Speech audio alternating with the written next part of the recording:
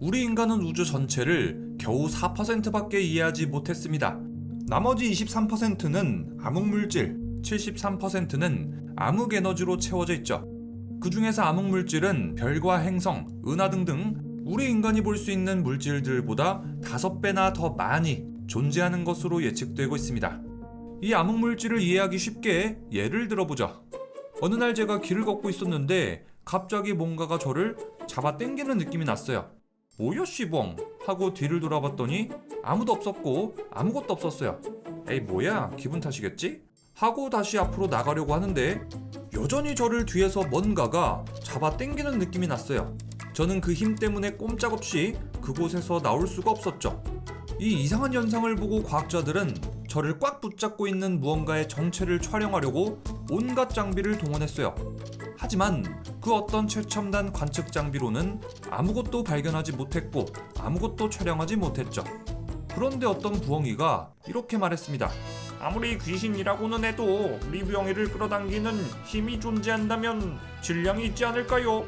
과학자들은 리뷰영이를 끌어당기는 힘이 있는 곳에다가 저울을 설치해봤습니다. 그런데 아니 이럴 수가! 저울의 무게가 300kg을 찍어버렸어! 이거 정말 귀신 같은 게 있는 게 아닐까요? 그 어떠한 최첨단 장비로도 볼 수 없지만 질량이 존재하는 어떤 귀신 같은 존재가 리뷰영이를 붙잡고 있다. 과학자들은 이 알 수 없는 존재를 암흑물질이라고 이름 붙였습니다.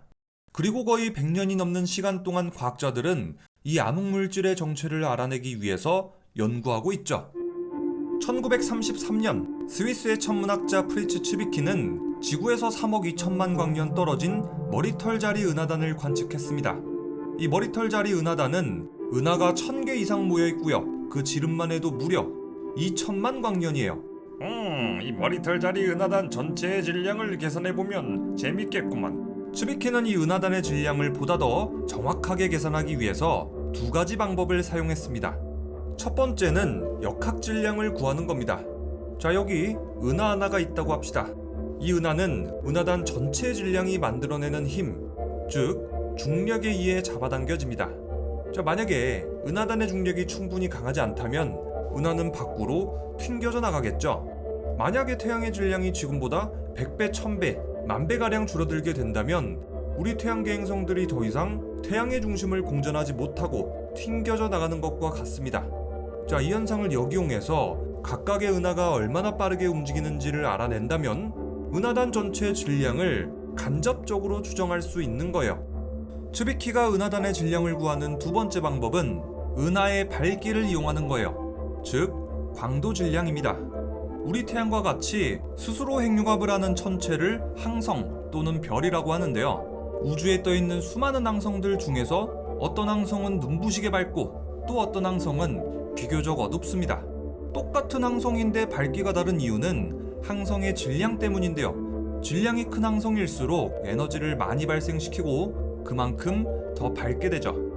별의 색깔을 이용해도 별의 밝기를 알 수 있고 그 별의 질량을 추측할 수 있습니다. 자, 이 그림을 보시면 질량이 큰 별일수록 청색을 띠고 질량이 작은 별일수록 붉은색을 띠게 됩니다. 자, 이렇게 별의 밝기와 색깔을 바탕으로 별의 질량을 추측할 수 있는 거죠. 츠비키는 이 방법으로 은하 그리고 은하단의 질량을 추측했습니다. 자, 이렇게 프리츠 츠비키는 역학 질량 그리고 광도 질량 이 두 가지 모두를 측정했어요. 그런데 아주 이상한 결과가 나왔습니다. 아니 이럴 수가! 역학 질량이 광도 질량보다 400배나 더 무겁다고! 이게 도대체 어떻게 된 일일까요? 만약에 그의 계산이 틀리지 않았다면 분명히 역학 질량 그리고 광도 질량은 같은 수치가 나와야겠죠? 내 계산이 틀렸던 건가? 아니면 어느 한쪽만 맞고 한쪽은 틀린 건가? 어디 한번 재검토하고 재계산해보지. 하지만 재계산 결과는 달라지지 않았습니다. 아니 도대체 내 계산이 틀리지 않았다고? 그럼 역학 질량이나 광도 질량 둘 중 하나가 틀렸다는 얘긴데 만약에 광도 질량이 맞다 치면은 은하단의 중력이 너무 낮게 측정되는데 그러면 은하단은 더 이상 은하를 지탱하지 못하고 은하들은 은하단 밖으로 튕겨져 나가야 맞는 거 아니야? 이해하기 쉽게 설명하자면 자, 만약에 우리 태양의 중력이 지금보다 400배나 낮아진다고 쳐요. 그러면 너무 약해진 태양의 중력 때문에 지구는 더 이상 태양을 중심으로 공전하지 못하고 우주 밖으로 튕겨져 나가겠죠. 츠비키가 측정한 광도 질량에 따르면 은하단의 중력이 충분하지 못해서 은하단 속의 은하들은 뿔뿔이 흩어지게 될 거란 얘기예요. 츠비키는 결국 이렇게 결론 내렸습니다. 아무리 다시 검토해봐도 역학 질량 그리고 광도 질량 둘 다 계산이 틀리지 않았습니다.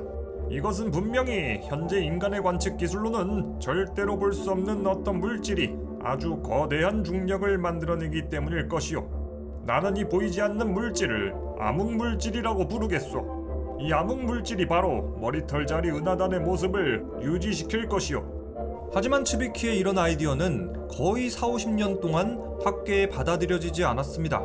그 당시 과학자들은 인간의 관측 기술이 아직 덜 발달했거나 츠비키가 뭔가 계산을 잘못했거나 혹은 머리털자리 은하단의 모습이 유지되는 데는 다른 이유가 있다고 생각했거든요. 실제로 츠비키가 암흑물질의 존재를 제기한 지 얼마 지나지 않은 1939년 미국의 천문학자 호레이스 밥콕은 안드로메다의 역학 질량과 광도 질량이 다르다는 사실을 알아냈습니다. 또 안드로메다 외곽의 공전 속도가 예상보다 훨씬 빠르다는 사실도 최초로 알아냈죠. 하지만 밥콕의 의견은 츠비키와는 달랐습니다. 안드로메다의 어떤 물질이 빛을 흡수했기 때문에 관측을 못하는 걸 겁니다. 안드로메다 나선팔의 역학은 우리가 아직 이해하지 못했을 뿐입니다. 만약에 이때 밥콕이 암흑물질의 존재를 지지하는 발언을 했다면 암흑물질에 대한 연구는 아마 훨씬 빨라졌을 거예요. 이거는 약간 아쉬운 부분인데 사실 그 당시 과학자들이 이 암흑물질에 대한 발언을 지지한다는 거는 상당히 어려웠을 거예요. 츠비키 이후 거의 40~50년 동안 암흑물질에 대한 연구는 진척이 거의 없었습니다. 그런데 1960년대부터 이제 관측 기술이 아주 크게 발달하면서 미국의 천문학자 베라 루빈, 켄 포드, 켄 프리먼 등등은 안드로메다 은하의 움직임을 연구했습니다. 이들은 호레이스 밥콕하고 정말 비슷한 연구 결과를 얻었어요. 안드로메다 은하 외곽의 움직임이 예상보다 훨씬 빠르다는 거죠. 아니 부엉이 형, 도대체 그게 뭐가 문제인데 안드로메다 외곽의 움직임이 좀 빠를 수도 있는 거 아니야? 자, 설명 들어갑니다잉. 케플러의 법칙에 따르면 질량 중심에 가까이 갈수록 행성들의 공전 속도는 빠르고 외부로 갈수록 행성들의 공전 속도는 느려지게 됩니다. 그런데 안드로메다 은하에서는 그런 모습이 전혀 없었던 거죠. 자, 가령 우리 태양계를 한번 살펴봐요. 우리 태양은 태양계 전체 질량의 99.8%를 차지해요. 사실상 이 태양 하나가 이 태양계 전체 질량의 거의 대부분을 차지하는 거죠. 이렇게 거대한 질량을 가진 태양은 그만큼 거대한 중력을 만들어내고 우리 행성들을 끌어당기는 거고요. 그런데 행성들은 우리 태양으로 빨려 들어가지 않죠. 왜냐? 태양 중력하고 거의 비슷한 크기의 원심력이 태양 중력하고 반대 방향으로 작용하기 때문입니다. 자, 여기 태양하고 가장 가까운 수성을 한번 살펴봐요. 수성은 아무래도 태양하고 가장 가깝기 때문에 중력을 제일 많이 받고 있겠죠. 그런데 수성이 태양으로 빨려 들어가지 않는 건 수성의 원심력이 그만큼 크기 때문이에요. 자, 그래서 태양에 가까운 행성일수록 행성들의 회전 속도가 빨라지죠. 자, 여기 표를 볼까요? 수성의 공전 속도가 제일 빠르고요. 가장 멀리 있는 해왕성이 가장 느리죠. 아주 정확하게 태양에 가까운 순서대로 공전 속도가 빠르죠. 자, 여기까지 다 이해됐으면 이제 안드로메다 은하로 넘어가봐요. 안드로메다 은하 중심에는 아주 막대한 질량이 몰려 있어요. 그러면 당연히 은하 중심에 있는 물질들의 회전 속도는 빨라야 되고 은하 외곽에 있는 물질들의 회전 속도는 느려야 맞잖아요. 그게 케플러의 법칙이고 그 법칙을 따라서 우리 태양계가 굴러가니까요. 그런데 안드로메다 은하의 회전 속도는 이 케플러의 법칙을 어긴다는 거예요. 안드로메다 은하 중심이든 외곽이든 회전 속도가 똑같다는 거죠. 아니 이거 진짜 말이 안 되는 거잖아요. 결국 베라 루빈을 비롯한 과학자들은 이 불가사의한 현상에 대해서 이렇게 발표했습니다. 안드로메다 은하의 회전은 암흑물질이 아니라면 도저히 설명이 불가능합니다. 인간의 관측 기술로는 볼 수 없는 암흑물질의 중력이 은하 전체에 퍼져 있는 것으로 생각됩니다. 베라 루빈의 발표는 천문학계에서 완전 대박 사건이었어요. 우리가 절대로 볼 수 없는 어떤 물질이 막대한 중력을 만들어내다니 정말 말도 안 되고 설명도 안 되고 이해할 수도 없는 현상이었기 때문에 과학자들의 관심은 더더욱 뜨거웠죠. 이 발표 직후 과학자들은 본격적으로 암흑물질을 연구하기 시작합니다. 츠비키가 1939년 암흑물질을 제안한 지 약 40여 년 만의 일이죠. 그런데 우리 인간은 왜 암흑물질을 보지 못하는 걸까요? 인간의 기술이 아직 덜 발달해서 그런 거 아니에요? 관측 장비가 아직 구려서 그런 거 아닙니까? 우리 인간이 아직 빛의 모든 파장을 이해하지 못해서 그런 거 아니에요? 자, 우리 부엉이들은 아마 이렇게들 생각하고 있을 건데 지금부터 설명을 들어보면은 우리 부엉이들의 생각이 달라질 거예요. 자, 먼저 본다는 게 뭔지부터 알아야 되는데 여기 사과가 있다고 쳐요. 우리가 이 사과를 본다는 건 빛이 사과에 맞고 나서 그 빛이 반사돼서 우리 눈에 들어와야 보이는 거예요. 사과가 빨갛게 보이는 이유는 이 사과가 빨간 파장의 빛을 반사하기 때문인 거죠. 그런데 인간의 눈은 가시광선 영역까지밖에 보질 못해요. 가시광선을 벗어나버린 빛의 파장 영역은 우리 인간의 눈으로는 절대로 보지 못하죠. 그래서 이 파장의 이름도 가시광선인 거예요.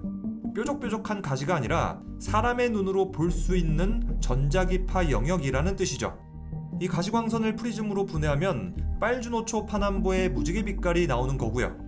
자, 그런데 우리 인간의 기술이 점점 발달하면서 우리는 빛의 파장을 많이 이해하게 됐어요. 감마선, X선, 자외선, 적외선, 그리고 전파까지요. 우리 인류는 X선을 이용해서 병원에서 엑스레이 촬영도 하고 자외선을 이용한 선텐 기계도 만들고 위조 지폐도 가려내죠. 적외선으로는 리모컨을 만들고 전파를 이용한 무선 통신도 활용하죠. 이 전자기파의 파장들을 이해한 인간은 이것을 우주 관측에도 활용해요. 감마선을 이용해서 감마선 버스트를 관측하고 X선으로는 초신성 폭발의 잔해와 블랙홀을 관측하고 자외선으로는 은하를 관측하고 적외선으로는 암흑성운 그리고 원시성을 관측하죠.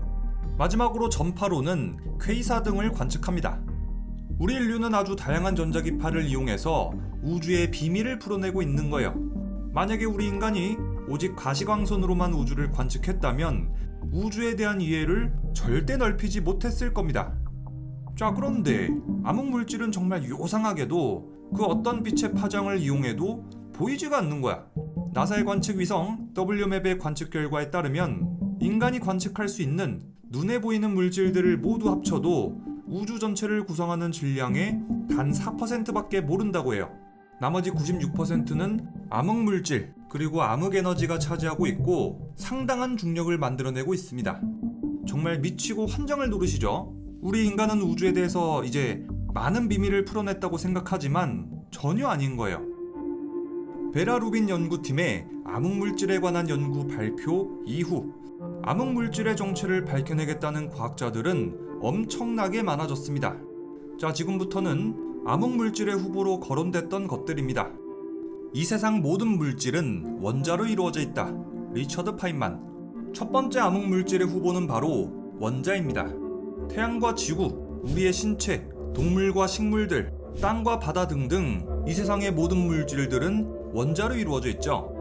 질량이 있는 모든 물질들은 원자로 이루어져 있고 중력을 만들어냅니다. 자, 그렇다면 거대한 중력을 만들어내고 있는 암흑물질 역시도 당연히 원자로 이루어진 물질이라는 가정을 할 수 있겠죠. 자, 그래서 과학자들은 이 암흑물질 역시도 원자로 이루어진 물질이라고 가정하고 나서 연구를 시작합니다.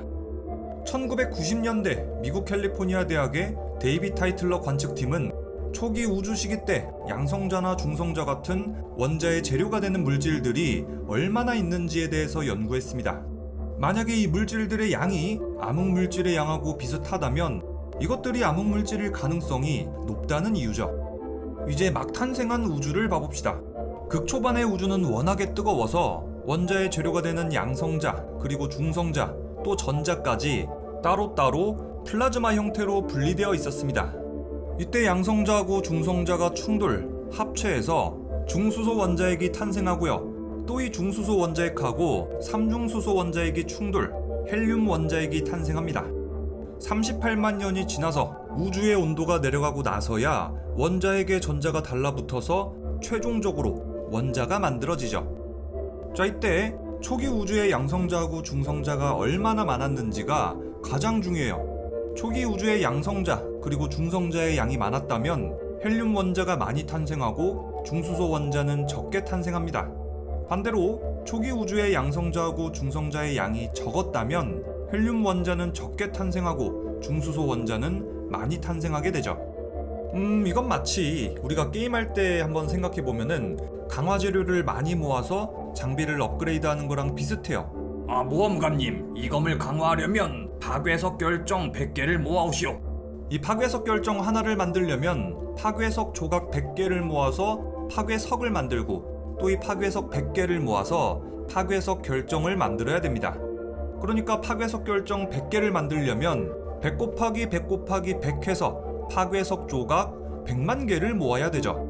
만약에 필드에서 구할 수 있는 파괴석 조각이 10만 개뿐이라면 파괴석 결정은 최대 10개까지밖에 못 만들겠죠. 또 필드에서 구할 수 있는 파괴석 조각이 100만 개라면 파괴석 결정은 최대 100개까지 만들 수 있고요. 자, 이제 이 파괴석 결정을 우주에 대입해봐요. 초기 우주에 파괴석 조각이 얼마나 있었는지를 알아내려면 현재 우주에 파괴석 결정이 얼마나 있는지 알아내면 되는 거예요. 현재 우주의 파괴석 결정이 1개라면 초기 우주에 존재했던 파괴석 조각은 10,000개, 현재 우주의 파괴석 결정이 10개라면 초기 우주에 존재했던 파괴석 조각은 10만 개가 되는 셈이죠. 1966년 미국 캘리포니아 대학의 데이빗 타이틀러 관측팀은 은하 중심에 있는 블랙홀 퀘이사를 관측했습니다. 이 퀘이사 주변에는 우주 초기에 만들어졌던 원자들이 있기 때문에 그걸 잘 관측해내면 우주 초기의 물질들의 비율을 알아낼 수 있다는 계산이죠. 관측 결과는 어땠을까요? 증수소의 비율은 높았고 양성자나 중성자의 양은 적습니다. 원자로 이루어진 물질은 암흑물질이 가진 질량의 20% 수준뿐입니다. 즉 암흑물질은 원자로 이루어진 물질이 아닌 것으로 판단할 수 있겠습니다. 2003년 나사의 WMAP 역시도 우주에 있는 양성자, 중성자, 중수소의 비율을 측정했는데요. 데이빗 타이틀러의 관측팀의 결과하고 동일했습니다. 정말 충격적인 결론이죠. 원자로 이루어지지 않은 어떤 알 수 없는 물질이 엄청난 중력을 만들어내고 있다. 데이빗 타이틀러 관측팀의 결과, 그리고 나사 WMAP의 관측 결과, 암흑물질의 정체는 미궁 속으로 빠졌습니다. 암흑물질에 대한 과학자들의 연구는 계속됩니다. 암흑물질의 두 번째 후보는 바로 너무 어두워서 보기 힘든 천체들, 마초입니다. 마초의 종류로는 정말 여러 가지가 있는데요. 질량이 너무 낮기 때문에 스스로 핵융합을 하지 못하는 갈색 외성, 어두운 행성들, 내부의 에너지를 모조리 태우고 더 이상 에너지를 발산하지 못하는 백색 외성, 초신성 폭발 이후에 중성자별로 진화했거나 블랙홀로 진화한 천체 등이 있습니다. 자, 여기서 블랙홀의 경우는 만약에 블랙홀 주변에 물질이 있다면 그 물질들이 블랙홀 주변을 아주 빠른 속도로 회전하면서 블랙홀 주변에 밝은 빛을 만들어내죠. 그런데 만약에 블랙홀 주변에 아무것도 없다면 블랙홀을 관측하는 것 자체가 힘들어지는 거예요. 가시광선을 관측할 수가 없으니까요. 자, 또 마초의 종류로는 우주 공간을 떠도는 가스, 먼지, 암석 등도 있습니다. 자, 이 마초들의 특징을 보면은 스스로 가시광선을 만들어내지 못해서 너무 어둡다는 특징들이 있죠. 자, 이렇게 너무 어두운 천체들, 마초들이 암흑물질의 다음 후보가 됐어요. 그렇다면 마초들은 과연 암흑물질이 맞았을까요? 1991년 미국 미시간 대학의 찰스 엘콕 관측팀은 마초 관측에 나섰는데요. 관측 결과, 아니 마초 전체의 질량이 겨우 은하 질량의 10%밖에 안 된다고? 이 정도 질량으로는 도저히 암흑물질 후보가 될 수 없겠어. 또 다른 이상한 점도 있어요. 암흑물질은 그 어떤 빛의 파장으로도 관측할 수 없다 그랬죠. 그런데 중성자별하고 블랙홀은 가시광선은 거의 방출하지 않아도 X선을 방출하고요. 갈색 외성 역시 마찬가지로 가시광선을 거의 방출하지 않지만 적외선을 방출하죠. 즉 이 천체들은 모두 암흑물질이 아닌 거예요. 또 암흑물질은 원자로 이루어지지 않는다고 했으니까 마초는 더더욱 암흑물질 후보가 될 수 없겠죠. 암흑물질의 정체는 여전히 오리무중입니다. 그런데 2006년 이후 암흑물질은 무조건 존재할 수밖에 없다는 빼박 증거가 나왔어요. 2006년 8월 나사의 찬드라 X선 관측선은 총알 은하단을 관측했습니다. 같은 날 허블 우주망원경도 총알 은하단을 관측했죠. 그리고 2007년 7월 유럽 우주국은 총알 은하단을 하나로 합성해서 이미지를 공개했습니다. 이 아름다운 사진 한 장이 바로 암흑물질이 존재한다는 아주 강력한 증거예요. 이게 뭘 뜻하냐면은 저 붉은색이 이제 은하단의 가스거든요. 이 은하단에 속한 가스들의 질량이 은하들을 합친 것보다 10배 정도 커요. 가스들의 질량이 10배나 더 크다면 당연히 저 붉은색 쪽의 중력이 훨씬 더 커야 맞잖아요. 그런데 중력 렌즈로 중력 측정을 해본 결과 은하들이 모여있는 곳의 질량이 훨씬 크게 나왔습니다. 즉 암흑물질은 은하 전체를 둘러싸면서 아주 거대한 중력을 만들어내고 있다는 거예요. 저 푸른색이 바로 암흑물질의 분포를 나타낸 거고요. 이번 관측으로 암흑물질에 대한 더 놀라운 사실도 밝혀집니다. 2006년 애리조나 대학의 더글러스 클로 관측팀은 총알 은하단을 연구하고 있었습니다. 총알 은하단은 두 개의 은하단이 충돌한 이후의 모습을 갖추고 있는데요. 더글러스 클로 관측팀은 이렇게 두 개의 은하단이 충돌하면 어떤 현상이 일어나는지 알아보고 싶었어요. 그런데 이 관측팀이 총알 은하단을 관측해보니까 진짜 신기한 현상을 발견한 거예요. 먼저 왼쪽의 은하단 그리고 오른쪽의 은하단이 충돌할 때 은하들은 밀도도 아주 낮고 골고루 분포해 있기 때문에 은하들은 서로 스쳐 지나간 다음 은하들은 은하단 전체에 구석구석 퍼지게 됩니다. 자, 가령 여기 왼쪽하고 오른쪽에 자동차들이 각각 1000대씩 있다고 쳐요. 이 자동차들은 양쪽 은하단에 속한 은하인 셈이죠. 이제 이 자동차들은 서로 마주보고 달릴 거예요. 이대로 달리면 당연히 자동차들은 서로 충돌해야 맞겠죠. 그런데 도로의 차선이 막 왕복 100만 차선인 거예요. 차선이 워낙 많으니까 이 차들이 절대로 부딪힐 일이 없겠죠. 자, 그래서 은하단 속의 은하들은 그대로 스쳐 지나간 거예요. 자, 다음 은하단이 충돌할 때 은하단 전체를 가득 메우고 있던 가스들은 어떨까요? 가스들은 서로 충돌하면서 운동 에너지를 잃고 충돌 지점에 정체된 모습입니다. 자, 여기 분홍색으로 칠해진 부분 보이죠? 이 부분이 바로 가스들이 서로 충돌해서 정체된 지점입니다. 아무리 차선이 100만 개가 있으면 뭐예요? 은하단의 가스들은 100만 개의 차선을 전부 다 이용했기 때문에 이렇게 서로 마주보고 달릴 때 부딪힐 수밖에 없는 거예요. 자, 진짜 놀라운 건 다음부터예요. 여기 푸른색으로 칠해진 부분이 바로 암흑물질인데요. 양쪽의 은하단을 가득 메우고 있던 암흑물질들은 다른 물질들하고 전혀 충돌하지 않고 그대로 통과한 모습이에요. 암흑물질 역시 가스하고 마찬가지로 100만 개의 차선을 다 쓰고 있는데 암흑물질은 별, 행성, 가스 같은 은하를 이루고 있는 모든 물질들을 유령처럼 쓱 지나간 거예요. 만약에 암흑물질이 이제 다른 물질하고 부딪히는 성질을 가지고 있었다면 이 사진에서처럼 빨간색의 영역에 정체돼 있어야 맞아요. 그런데 암흑물질은 은하단 전체에 구석구석 고르게 분포돼 있죠. 이번 발견으로 과학자들은 암흑물질의 특성을 한 가지 더 알게 됐습니다. 암흑물질은 관측할 수 없다. 암흑물질은 마치 유령처럼 물질들을 그대로 통과한다. 이 두 가지 특징에 따라서 암흑물질의 새로운 후보가 나옵니다. 바로 중성미자죠. 중성미자는 1930년 오스트리아의 물리학자 볼프강 파울리가 그 존재를 처음 예언했고요. 1953년 원자로 실험을 통해서 처음으로 발견됐습니다. 이 중성미자는 소립자의 일종인데요. 소립자라고 하면은 이제 물질을 이루는 가장 작은 단위의 물질이에요. 그만큼 이 녀석은 작아도 너무 작은 데다가 전기도 띄지 않기 때문에 원자로 이루어진 물질들을 그대로 통과합니다. 원자의 99.9%는 텅텅 비어있기 때문이죠. 중성미자는 지구도 그대로 관통하고요. 우리 사람의 몸도 그대로 뚫고 지나가죠.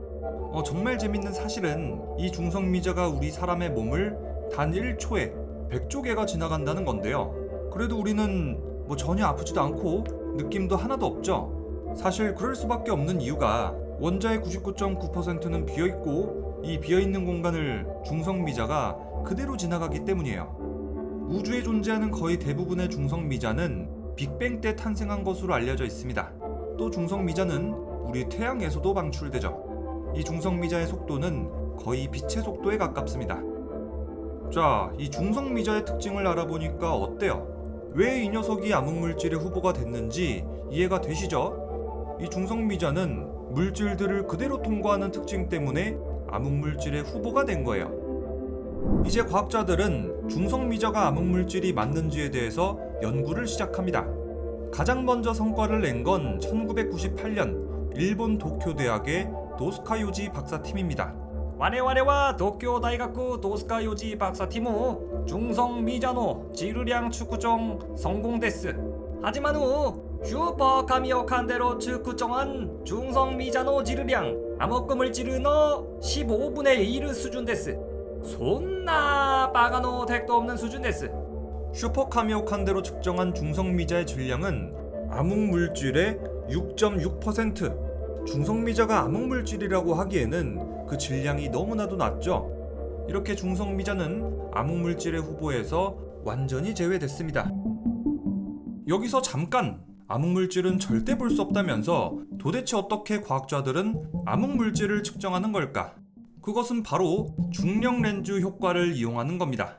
아인슈타인의 상대성 이론에 따르면 질량을 가진 모든 물질은 시공간을 휘게 만듭니다. 질량이 거대하면 거대할수록 시공간의 왜곡은 더더욱 커지게 되고 빛은 이 시공간의 왜곡을 따라서 휘어지게 되는 거죠. 자, 예를 한번 들어볼까요? 지구에 있는 우리는 부엉이별에서 나오는 빛을 관측할 거예요. 빛은 직진하는 성질을 가졌기 때문에 부엉이별의 빛은 지구까지 일직선으로 오겠죠. 그런데 우리 지구하고 부엉이별 사이에 질량이 아주 큰 천체가 하나 있다고 쳐요. 이 천체는 시공간의 왜곡을 만들기 때문에 부엉이별 빛은 일직선으로 오지 못하고 휘어져서 오게 됩니다. 자, 이것이 바로 중력 렌즈 효과입니다. 무거운 질량을 가진 천체가 배경의 빛을 휘게 만들어서 빛이 마치 렌즈를 통과해서 들어오는 것처럼 보이는 현상이죠. 영화 인터스텔라에 나왔던 블랙홀 가르강티아의 빛이 휘는 것도 이 중력 렌즈 효과 때문에 빛이 휘어지게 되는 거죠. 이 중력 렌즈 효과를 이용한다면 우리 인류는 우주에 대해서 정말 많은 사실을 알아낼 수 있습니다.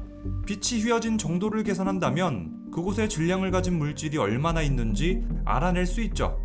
암흑물질의 존재도 바로 이렇게 알아낸 거예요. 허블 우주망원경은 총알 은하단을 중력 렌즈 관측을 통해서 암흑물질의 질량을 측정했습니다. 또 중력 렌즈 효과로 정말 멀리 있는 천체도 관측할 수 있고 그 거리도 알아낼 수 있습니다. 이때 질량이 거대한 은하단, 블랙홀 등등이 렌즈 역할을 하는데요. 이거는 말 그대로 자연이 빚어낸 렌즈라고 할 수 있겠죠. 그렇게 우리는 중력 렌즈 효과로 아주 멀리 있는 퀘이사, 행성, 은하 등을 관측할 수 있는 거고요. 과학자들은 암흑물질에 대해서 계속 연구합니다. 1985년 영국 서세스 대학의 카를로스 프랭크 연구팀은 이렇게 발표했습니다. 우주 탄생 초기부터 암흑물질이 있었기 때문에 현재와 같은 우주 구조가 만들어졌을 겁니다. 즉 암흑물질이 만들어낸 중력이 물질들을 끌어왔고 그에 따라서 별과 은하단이 만들어져서 지금과 같은 우주의 구조가 만들어졌을 겁니다.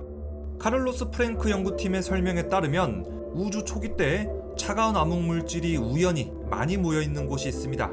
이곳에는 중력이 작용하니까 암흑물질이 더 많이 모이게 되고 또 모이고 또 모이고 또 모이겠죠. 자, 그 다음 암흑물질이 중력을 만들어낸 곳에 원자로 이루어진 물질들도 모이기 시작합니다.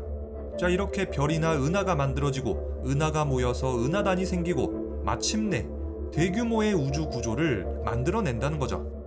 자, 그런데 이 가설이 적용되려면 암흑물질은 반드시 차가운 물질이어야 돼요. 왜냐면은 어떤 물질의 온도가 낮으면 이동 속도가 아주 느리고 온도가 높으면 이동 속도가 빠르거든요. 그런데 시뮬레이션 결과에 따르면 속도가 아주 느린 차가운 암흑물질이어야지만 지금과 같은 우주 구조가 만들어지고 만약에 암흑물질이 뜨겁고 아주 빠르다면 지금과 같은 우주 구조는 나오지 않는다는 거예요. 암흑물질은 차갑고 속도가 0에 가까울 정도로 아주 느리다. 현재의 우주 구조는 차가운 암흑물질이 만들어낸 것이다. 이 가설을 뒷받침하는 과학자들의 연구 결과는 정말 너무나도 많아요. 세계 최대 규모의 천문 관측 프로젝트 슬론 디지털 스카이 서베이는 8년 동안의 임무 끝에 3차원 우주 지도, 우주 거대 구조를 실측하는 데 성공했습니다. 이 지도는 우리 은하를 중심으로 반경 20억 광년까지의 은하들의 분포입니다. 이 링크에 들어가서 보시면은 이 우주 거대 구조를 3D로 감상할 수 있는데요. 이 우주 지도에서 점 하나가 은하 하나예요. 자, 그런데 이 지도를 잘 보시면은 우주의 구조가 되게 특이하게 생겼죠. 은하들은 균일하게 퍼져 있는 게 아니라 필라멘트 구조를 띠고 있어요. 필라멘트들이 서로 얽히고 설킨 부분에서는 여러 은하들이 모여서 은하단을 이루고 있고요. SDSS의 설명에 따르면 은하와 은하단의 질량만으로는 필라멘트 모양의 우주 거대 구조가 만들어지기 어렵습니다. 암흑물질에 거대한 중력이 있어야만 이런 필라멘트 형상의 거대 우주 구조가 탄생하죠. 이런 구조가 생겨나려면 차가운 암흑물질이 있어야만 합니다. 전 세계 15개국 40명의 천문학자들이 참여한 코스모스 프로젝트도 있어요. 이 프로젝트의 목표는 암흑물질이 우주에 얼마나 퍼져 있는지 관측하는 건데, 이 프로젝트는 거의 50만 개의 은하에 대해서 중력 렌즈 효과를 관측했습니다. 그리고 지금 보시는 것처럼 이렇게 암흑물질의 분포를 3차원의 지도로 만들었죠. 이 지도를 조사해본 결과 중력원의 대부분은 암흑물질이었습니다. 그리고 아주 놀랍게도 이 3차원의 암흑물질 지도는 3차원의 은하 지도하고 거의 완벽하게 일치했죠. 이 코스모스 프로젝트의 암흑물질 3차원 지도 역시도 암흑물질이 은하 그리고 은하단을 만들고 현재와 같은 필라멘트 구조의 우주를 만들었다는 아주 강력한 증거가 됐습니다. 시뮬레이션 결과도 있어요. 밀레니엄 시뮬레이션은 우주 전체에 대한 중력 시뮬레이션을 진행했는데요. 그 결과 암흑물질의 분포는 실제로 관측된 필라멘트 모양의 우주 거대 구조하고 아주 비슷한 모양일 거라고 예측됐죠. 반면에 암흑물질이 없다고 가정한 시뮬레이션은 중력이 충분하지 못하기 때문에 현재와 같은 필라멘트 모양의 우주 모양을 만들지 못했습니다. 또 암흑물질은 뜨겁다고 가정한 시뮬레이션도 이런 필라멘트 모양의 우주 구조를 만들어내지 못했죠. 그 이후로도 과학자들은 여러 가지 관측 그리고 시뮬레이션을 계속 해봤는데요. 아무리 과학자들이 연구를 해봐도 결과는 바뀌지 않았어요. 이 사실은 우주 초기부터 존재했던 차가운 암흑물질이 지금의 우주 구조를 만들었다는 가설을 아주 강화시켜줍니다. 자, 아까 전에 중성미제가 물질들을 뚫고 지나간다는 특징 때문에 암흑물질 후보가 됐다가 질량이 암흑물질의 6.66%에 불과해서 암흑물질 후보에서 탈락했다는 얘기를 했었죠. 그런데 중성미자는 이번 연구로 암흑물질 후보에서 완벽하게 제외됐어요. 암흑물질은 분명히 차갑고 속도가 0에 가깝다고 했는데 중성미자의 속도는 빛의 속도에 가깝거든요. 과학자들이 암흑물질을 끝없이 연구한 덕분에 우리 인류는 암흑물질의 특성을 많이 알아냈습니다. 오늘의 영상에서도 설명드렸던 이 암흑물질의 특성들을 정리하자면요. 암흑물질은 원자로 이루어지지 않는다. 암흑물질은 어떠한 빛도 방출하지 않는다. 즉, 관측할 수 없다. 암흑물질은 그 어떠한 물질이라도 심지어 같은 암흑물질끼리도 서로 충돌하지 않고 뚫고 지나간다. 즉, 전기를 띠지 않는다. 암흑물질은 우주 초기부터 존재했고 차가우며 속도는 0에 가깝다. 암흑물질은 별과 은하, 가스 등등 보이는 물질들의 질량보다 5배 더 높다. 그런데 우리는 암흑물질의 특성을 많이 알고 있어도 2023년이 된 오늘도 암흑물질의 진짜 정체를 밝혀내지 못했어요. 다만 지금도 암흑물질의 후보로 거론되는 녀석들이 계속 등장하고 있죠. 자, 이 녀석들이 암흑물질의 새로운 후보들인데 후보들이 많아도 너무 많죠. 그런데 암흑물질의 존재 자체를 부정하는 이론도 있습니다. 바로 이스라엘의 물리학자 모데하이 밀그롬, 야콥 베켄슈타인 등으로 대표되는 수정 뉴턴 역학이죠. 현대 물리학을 지탱하는 중력 이론은 태양계 사이즈까지만 먹히는 공식일지도 몰라요. 은하나 은하단 같이 사이즈가 너무 커져버리면 중력 이론이 먹히지 않는다는 거죠. 만약에 우리가 은하급 이상에서의 중력을 이해하지 못한 거라면 기존의 중력 이론을 수정하고 보완해서 은하나 은하단에서도 잘 작동하는 이런 중력 이론으로 업그레이드하면 되는 거 아니요? 이렇게 하면 우리는 더 이상 암흑물질의 존재를 찾지 않아도 됩니다. 아니, 그리고 님들 한번 생각해 보세요. 지금까지 암흑물질의 존재를 찾아내려는 시도가 그렇게도 많았는데 아직도 정체를 밝혀내지 못하지 않았어요. 이것은 어쩌면 암흑물질 같은 허무맹랑한 것은 처음부터 존재하지 않았기 때문일 수도 있습니다. 이것은 그저 우리 인류가 중력을 잘못 이해했을 뿐인 거죠. 실제로 수정 뉴턴 역학은 성과를 낸 바 있어요. 대략 150개가 넘는 은하들의 회전 속도를 암흑물질의 존재를 배제하고 설명해냈거든요. 자, 그렇지만 수정 뉴턴 역학의 한계도 많습니다. 자, 먼저 총알 은하단이 충돌할 때 중력 렌즈 효과 그리고 X선 관측 결과를 설명하지 못하고요. 우주 거대 구조에서 은하들은 균일하게 퍼져 있지 않고 공동이 많고 필라멘트 구조가 나온다는 것도 설명하지 못했어요. 또 항성이나 은하 그리고 은하단의 생성 과정도 설명하지 못했죠. 그리고 수정 뉴턴 역학에 대한 아주 근본적인 비판도 있습니다. 당신들 주장에 따르면 암흑물질의 도입 자체가 임시방편에 불과하기 때문에 이 수정 뉴턴 역학을 도입한 거 아닙니까? 그런데 중력 이론을 계속 특정 조건에 따라서 수정한다는 건 역시도 임시방편에 불과한 거 아니에요? 그렇게 되면 수정 뉴턴 역학도 공식이 깔끔해지지 못하고 추가 설명만 늘어나는 아주 어지러운 공식이 될 겁니다. 현대 물리학을 지탱하는 상대성 이론을 수정한다는 건 현대 물리학의 기둥을 뿌리 뽑고 그 모든 이론을 새로 시작하는 것과 같습니다. 맞습니다. 뉴턴 역학이나 상대성 이론만큼 아주 간결하면서도 아름답게 이 우주를 정확하게 설명하는 공식이 어디 있겠습니까? 지금 수정 뉴턴 역학은 너무나도 완벽한 이론에다가 자꾸 손을 대는 거나 마찬가지입니다. 암흑물질 대 수정 뉴턴 역학, 아직까지는 이 둘 중에 뭐가 맞는지 모릅니다. 다만 암흑물질이 수정 뉴턴 역학보다 전 세계 과학자들의 지지를 훨씬 더 많이 받고 있습니다. 그런데 우리 인류가 밝혀내지 못한 또 하나의 존재가 있었으니 우주 질량의 73%를 차지하는 암흑 에너지입니다. 다음 영화 리뷰는 암흑 에너지고요. 그럼 지금까지 리뷰형이었습니다.